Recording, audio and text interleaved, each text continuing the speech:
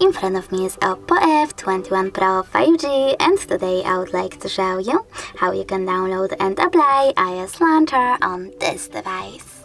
Begin with opening Play Store and clicking on the search bar.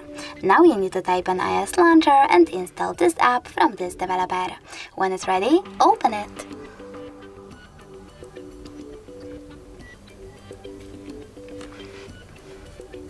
Now wait for the pop-ups.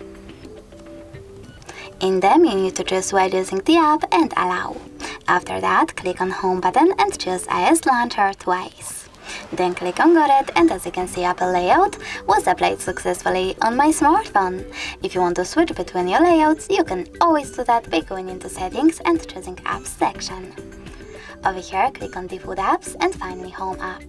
If you wish to go back into your system launcher, you need to click on it. If you wish to switch to iOS, just tap on iOS.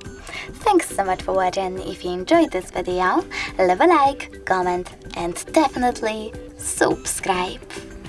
Bye!